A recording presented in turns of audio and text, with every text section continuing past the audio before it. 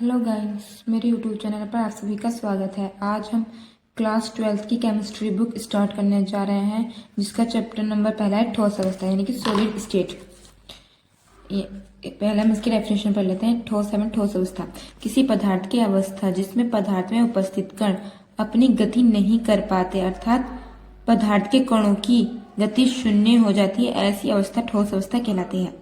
यानी कि कोई एक पत्थर होता है, जब आप उसे रखोगे, अगर उस पर कोई हवा का दाब लगाया जाता है तो वो कभी हिलता नहीं है।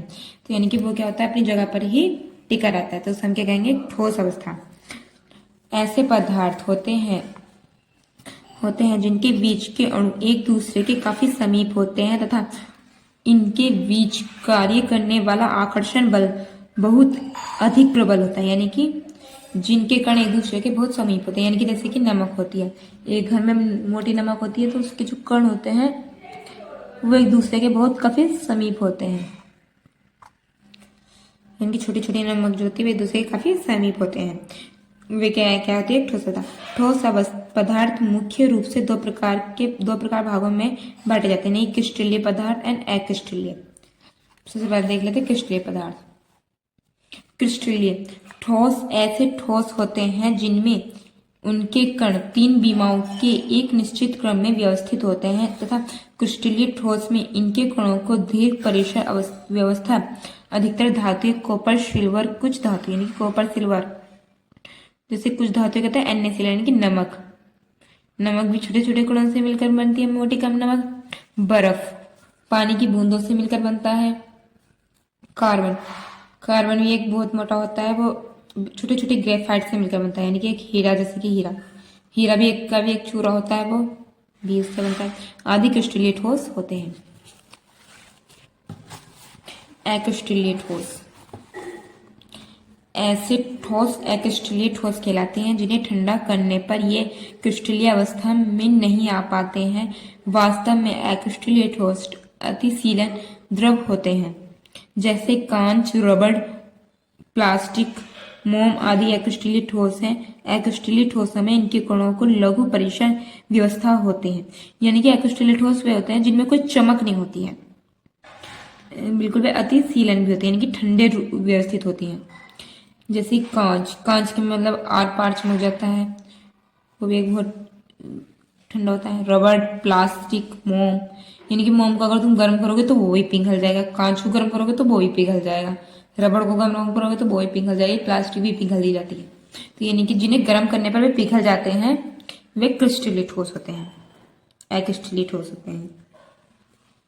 बहुरूपता किसी यौगिक के दो से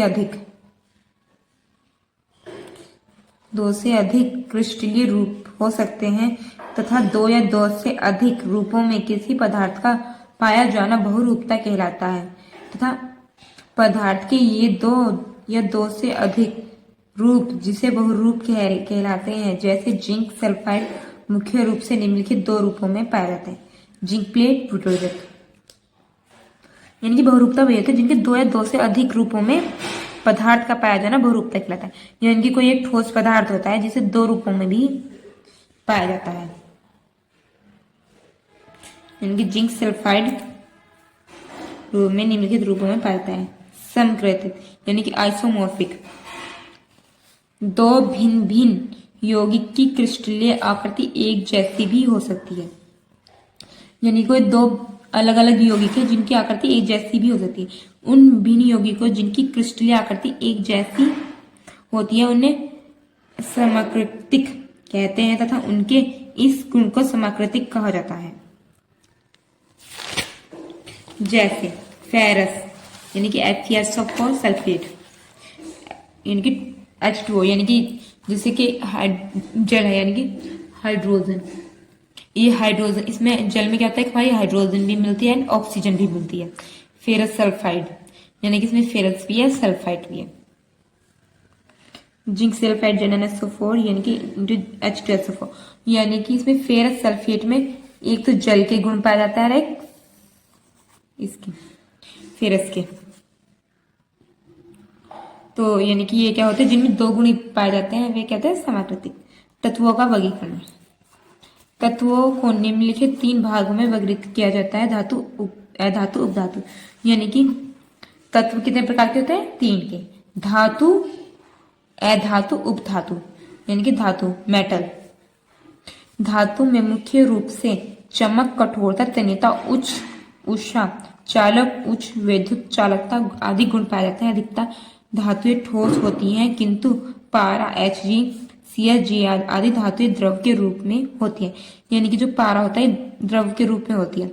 धातु किस टाइप की होती है? बिल्कुल बहुत चमकदार होती है। वो क्या होती है? चमकदार होती है, ठोस के रूप में पाई जाती है। इसकी जो चमक होती है वो कठोरता होती है, कि जैसे कि हीरा, हीरा बहुत चमक होता है, उसके अंदर कितनी चमक भी होती है और कठोर भी होता है। अधातु, अधातु यानी कि ये धातु तो होती है पर लेकिन इनमें कोई चमक नहीं होता, यानी कि इन पर आवाज करने पर भी कोई टिन की व्यवस्था नहीं होती। यानी कि जैसे कि एक लकड़ी, उसको तुम कैसे बजाओगे पर उसमें कोई वैसे कोई आवाज नहीं आती। अधातु में धातुओं का कोई भी गुण नहीं पाया जाता है, अर्थात अधातु चमक, कठोर, तन्यता, ऊष्मा चालक, उच्च विद्युत चालकता आदि गुण प्रदर्शित नहीं करता है। अधातु मुख्य रूप से ठोस, द्रव, गैस तीनों ही रूपों में पाई जाती है। यानी कि ठोस, सल्फर, फास्फोरस, द्रव, bromine, gas, oxygen, hydrogen, nitrogen, किंतु आयोडीन में चमक होती है। नाइट्रोजन होती है लेकिन आयोडीन जो होती है उसमें चमक होती है। ये क्या होता है? उपधातु। उपधातु में मतलब कुछ गुण धातुओं का पाया जाता है, कुछ गुण उपधातुओं का पाया जाता है, वे क्या कहलाते हैं? उपधातु। ऐसे पदार्थ जो कुछ गुण धातुओं के जबकि कुछ गुण अधातुओं के प्रदर्शित करते हैं उन्हें उपधातु कहा जाता है। यह मुख्य रूप से अर्धचालक का कार्य करती है, यानी कि सिलिकॉन, जर्मेनियम, आर्सेनिक, एंटीमनी। बंधों की प्राकृतिक व ठोस के प्रकार। आयनिक ठोस। आयनिक ठोस मुख्य रूप से धनायनों व ऋणायनों से मिलकर बने होते हैं। इस प्रकार यानी कि जो धनायन होते हैं, यानी कि जो निगेटिव, यानी कि धनायन क्या होते हैं? पॉजिटिव, ऋणायन निगेटिव से मिलकर बने होते हैं। इस प्रकार के ठोसों में विपरीत आवेश वाले आयनों के बीच प्रबल कार्य करता है, जो कि आयनिक बल या स्थिर विद्युत बल कहलाता है। इस प्रकार के ठोस यानी कि NaCl, Na क्या होता है हमारा? पॉजिटिव, NCl क्या होता है? नेगेटिव। अन्य लवण धातुओं के ऑक्साइड, धातुओं के सल्फाइड आदि में होते हैं। यानी कि जैसे कि ये क्या होता है? Na हमारा प्लस होता है, Cl क्या होता है? माइनस, यानी कि निगेटिव में होता है। तो इसे क्या कहेंगे हम? आयनिक ठोस। यानी कि कुछ जितने भी यौगिक होते हैं वे धनायन, पॉजिटिव, निगेटिव से मिलकर बनते हैं। आणविक। इस प्रकार के ठोस मुख्य रूप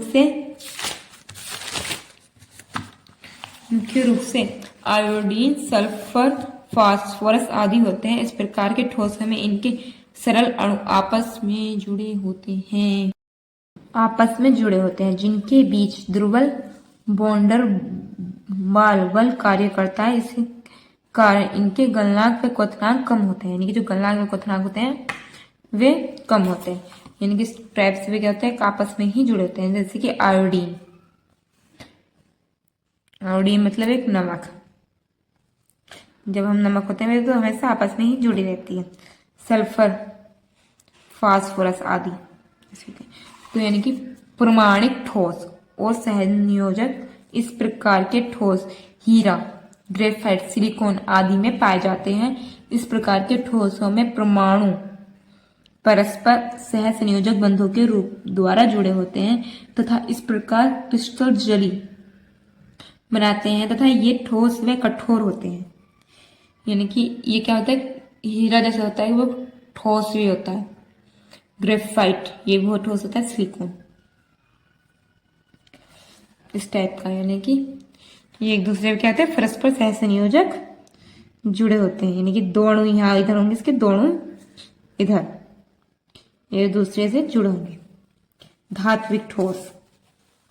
धात्विक ठोस मुख्य रूप से धातुओं में पाए जाते हैं। ठोस धातुएं इस प्रकार के ठोस में परमाणुओं के बीच धात्विक बंध पाया जाता है। यानी कि जो ठोस होता है, ठोस धातुएं जो होती हैं उनके बीच में क्या होता है, धात्विक बंध पाया जाता है। धात्विक बंध की प्राकृतिक आयनिक एवं सहसंयोजक बंध से अलग होती है। धातुओं की सतह पर मुक्त संयोजकता होती है जिस कारण ये बंध बनाती हैं तथा इनमें इलेक्ट्रॉनिक अधिक क्रियाशील होने के कारण ये शीघ्रता से धात्विक बंध बनाती हैं एवं अधिक क्रियाशील होती हैं। ब्रेग की समीकरण। किसी ठोस पदार्थ के क्रिस्टल की संरचना का अध्ययन एक्स किरण विवर्तन विधि के द्वारा किया जाता है। यह विधि एक्स किरणों एवं क्रिस्टल में परमाणुओं को व्यवस्थित परतों के बीच परस्पर क्रिया पर आधारित है। यानी कि यह क्या है, परस्पर जो क्रिया होती है उस पर आधारित होती है। यानी कि एक्स किरणों की तरंग धैर्य, यानी कि जो एक्स की किरण होंगी उसकी तरंग धैर्य क्या होती है, लैम्डा से प्रदर्शित होती है। एवं क्रिस्टल में परमाणुओं की परतों के बीच की दूरी क्या होगी, डी। यानी कि सबसे पहले क्या है, एक्स किरणों की तरंग धैर्य क्या है, लैम्डा। फर्स्ट पॉइंट ये आ गया। क्रिस्टल में परमाणुओं की परतों के बीच की दूरी क्या है, डी हो तो क्रिस्टल के द्वारा एक्स किरणों का विवर्तन होता है तथा ब्रेग के अनुसार किसी क्रिस्टल में प्रवेश करने वाले एक्स किरणों उसके परमाणुओं की परतों के द्वारा परिवर्तित, यानी कि जो एक्स किरणों समझाते हैं, यानी कि एक्स किरणों का विवर्तन, यानी कि हमने पढ़ा था विवर्तन क्या होता है, यहाँ से आती है यानी यहाँ से चली जाती है, यानी कि यहाँ से आएगी और यहाँ से चली जाएगी, जिससे क्या करते हैं, विवर्तन होता है, यानी कि या फिर से परावर्तन भी आता है। तथा ब्रेग के अनुसार क्रिस्टल के प्रवेश करने वाले एक्स किरणें उसके परमाणुओं की परतों के द्वारा परिप्रावर्तित होती है, यानी कि यहाँ से क्या आगे परावर्तित होती है। तथा ब्रेग की समीकरण निम्न प्रकार होती है, यानी कि इसकी समीकरण क्या होती है, निम्न प्रकार, यानी कि 2d sin d equal to n lambda, यानी कि लैम्डा क्या होती है, तरंग धैर्य, डी क्या होती है, बीच की दूरी, एक्स किरणों की बीच की दूरी, और ये जो साइन डी होगा, यानी कि साइन क्यों लगाए, क्योंकि हाथ से जो होगा यहाँ पे इतने में बीच में क्या होता है, कोण बनता है, तो उसके बीच का कोण साइन डी, यानी कि ऐसे जहां वे डी क्या है, उत्तरोत्तर परतों के बीच की दूरी, थीटा क्या आएगा, यानी कि यहाँ पे क्या है, साइन थीटा, ये क्या है हमारे पास, साइन थीटा, डी गलत लिखा है, साइन थीटा, यानी कि थीटा क्या है, थीटा की डिग्री, वह कोण जिस पर एक्स किरण परावर्तित होती है, लैम्डा इक्वल टू एक्स किरण की तरंग दैर्घ्य, एन इक्वल टू पूर्ण संख्या 1, 2, 3, 4, 5 अप टू डॉट, यानी कि यहाँ से क्या आगे परिवर्तित हो रही है, यहाँ पर विवर्तित, ये क्या होगी, विवर्तित, तो यहाँ पे इसके एक बीच का क्या बन गया, यहाँ पे क्या बन गया, हमारा थीटा कोण बन गया है, यानी कि इन तीनों परतों पर इसकी किरण जो रही है वो विवर्तित हो रही है। क्रिस्टल जालक एवं एकक कोष्ठिका और एकक शेल, यानी कि हम एकक कोष्ठिका भी कहते हैं और एकक शेल भी कहते हैं। किसी क्रिस्टल जालक में बिंदुओं का वह पुनरावर्तित सममित पैटर्न जो क्रिस्टल में उसके घटक कणों को व्यवस्थित की प्रदर्शित करता है, क्रिस्टल जालक कहलाते हैं। किसी क्रिस्टल जालक को पुनरावर्तित इकाई को उसके एकक कोष्ठिका या एकक शेल कहा जाता है। एकक कोष्ठिका या एकक शेल कहा जाता है। पदार्थों के चुंबकीय गुण। चुंबकीय व्यवहार के आधार पर पदार्थ दो प्रकार के होते हैं। इनके चुंबकीय व्यवहार के आधार पर पदार्थ कितने दो प्रकार के होते हैं। एक बार समझाते हैं, यानी कि किसी क्रिस्टलीय जालक में बिंदुओं का वह पुनरावर्तित समापित पैटर्न, यानी कि कोई बिंदु है उसका पुनरावर्तित समापित पैटर्न में उसके घटक कणों को व्यवस्था को प्रदर्शित करता है। यानी कि जो घटक कण होंगे इसकी व्यवस्था को प्रदर्शित करता है, क्रिस्टल जालक कहलाते हैं। क्रिस्टल जालक की पुनरावर्तित इकाई को उसकी एकक कोष्ठिका या एकक शेल कहा जाता है। तो पदार्थों के चुंबकीय गुण, यानी कि चुंबकीय व्यवहार के आधार पर पदार्थों दो प्रकार के होते हैं, यानी कि प्रतिचुंबकीय और अनुचुंबकीय। प्रतिचुंबकीय क्या होते हैं, जिनमें ऐसे पदार्थ जिनमें सभी इलेक्ट्रॉन युग्मित होते हैं, यानी कि जिनमें क्या होते हैं, सभी इलेक्ट्रॉन जो होंगे वो युग्मित होंगे, वे प्रतिचुंबकीय पदार्थ कहलाते हैं तथा ये चुंबकीय क्षेत्र में एक रखे जाने पर आकर्षित नहीं होते हैं। यानी कि चुंबक सबसे पहले कहते हैं जो प्रतिचुंबकीय पदार्थ की सबसे अच्छी डेफिनेशन ही होती है, यानी किसी भी इलेक्ट्रॉन, यानी कि फर्स्ट पॉइंट क्या होता है, वे युग्मित होते हैं प्रतिचुंबकीय में। सेकंड क्या होता है, वे आकर्षित नहीं होते हैं। अणुचुंबकीय में क्या आएगा, वे क्या होता है, अयुग्मित होते हैं और वे एक दूसरे में आकर्षित होते हैं। ठीक है, तो यानी कि युग्मित कौन से होते हैं, ये वाले कौन से होते हैं, युग्मित।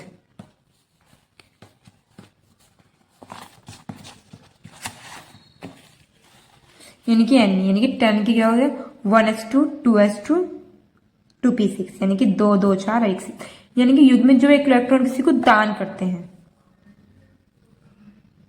ना कि वे लेते हैं। तो यार यानी कि 18 2 2 6 2 6, जिनमें बिल्कुल इवन है। अब इसमें भी यही था आकर्षित डेफिनेशन, तो मैंने इसकी समझा दिया। ऐसे पदार्थ जिनमें कम से कम एक इलेक्ट्रॉन अयुग्मित होता है, यानी कि एक इलेक्ट्रॉन क्या होता है, उसमें अयुग्मित होता है, अणुचुंबकीय पदार्थ कहा जाता है। ये पदार्थ अणुचुंबकीय क्षेत्र में रखे जाने पर आकर्षित होते हैं, यानी कि मैग्नीशियम, यानी कि 1s2 यानी कि 25 है, यानी कि इवन जो होते हैं, यानी कि ये क्या होते हैं, जिनमें इवन नंबर आ जाए वो हमारे युग्मित होते हैं, जिनमें वो नंबर आ जाए गलत है, यानी कि यानी कि 10 1s2 2s2 2p6 3s2 3p6 3d5 and 4s2, यानी कि इसमें जो एक इलेक्ट्रॉन होगा वो यहाँ को, यानी कि युग्मित, यानी कि इसमें से क्या होगा, एक ये हो गया इधर के साइड को डान, यानी कि 1s2, यानी कि जैसे कि हमारी लास्ट है, यानी कि 3d5। हम इसकी लास्ट की देखेंगे तो क्या होगा, 1 2 3 4 5, इसमें कोई भी 1 2 3 4 5 26 1s2 2s2 3d6, यानी कि 6 कैसे आएंगे, 1 2 3 4, हमारी कक्षा कितनी होती है, 5 कक्षा होती है, तो इसमें एक इलेक्ट्रॉन नीचे लगे, एक इलेक्ट्रॉन नीचे लगे, एक इलेक्ट्रॉन नीचे लगे, तो यहाँ पे क्या हुआ, विद्युत गुणों के आधार पर पदार्थ 3 प्रकार के होते हैं। विद्युत चालक, ऐसे पदार्थ जो एक स्थान से दूसरे स्थान पर विद्युत धारा को ले जाने का कार्य करते हैं, उन्हें चालक कहा जाता है। धातुएं मुख्य रूप से चालक का कार्य करती हैं, क्योंकि धातुओं में मुक्त इलेक्ट्रॉन होते हैं एवं ये ही एक स्थान से दूसरे स्थान